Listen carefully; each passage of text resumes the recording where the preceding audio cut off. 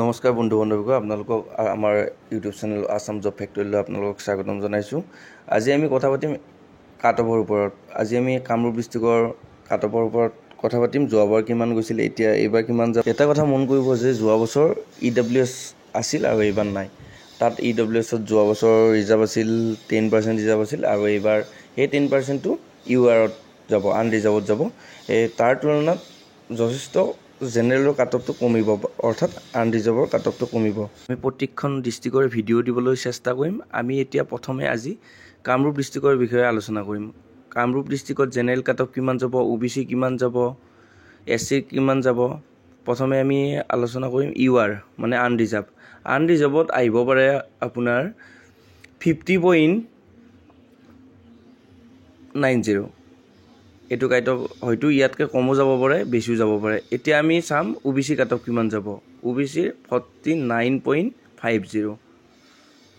এইখিনি হয়তো ইয়াতকৈ কমিব পাৰে, বেছিও থাকিব পাৰে। SC যদি চাওঁ, আমি ল'ৰাৰ কৈ আছোঁ, এইটো SC 48. ধৰি লওক 50 মান যাব পাৰে, হয়তো কমিব পাৰে, বাঢ়িব পাৰে। আগতে কৈছোঁ এইটো। ST যদি প্লেনত চাওঁ, আমি যথেষ্ট পাৰফৰ্মেঞ্চ ভাল হৈছে। 1000 পাছ কৰিছে কামৰূপ ডিষ্ট্ৰিক্টত। আমি কাট অফ যদি চাওঁ 50.10 হয়তো থাকিব পাৰে। এতিয়া আমি চাম ST হিলছ। ST হিলছত যথেষ্ট কেণ্ডিডেট কম এইবাৰ কামৰূপ ডিষ্ট্ৰিক্টত। 46 মানৰ পৰা আহি যাব। 46. ধৰি লওক 50 মানৰ পৰা আহি যাব।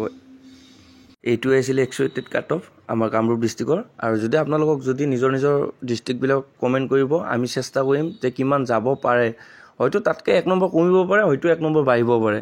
সেইটো আপোনালোকৰ পাৰফৰ্মেঞ্চৰ লগত কথা। হয়তো কিছুমানৰ 200 মিটাৰ ট্ৰেক দিছে, হয়তো কিছুমানৰ 400 মিটাৰ দিছে, ক'ৰবাত দিছে 320 মিটাৰ কৰি দিছে। তাৰ তুলনাত মানে সেনেকুৱা কৰি কেলকুলেট কৰি ল'ব আপোনালোকে কিমান যাব পাৰে, বা আমাৰ তৰফৰ পৰা আমি জনাই দিম কিমান যাব পাৰে। হয়তো ইয়াতকৈ কমিব, আকৌ কৈছোঁ, হয়তো বাঢ়িবও পাৰে।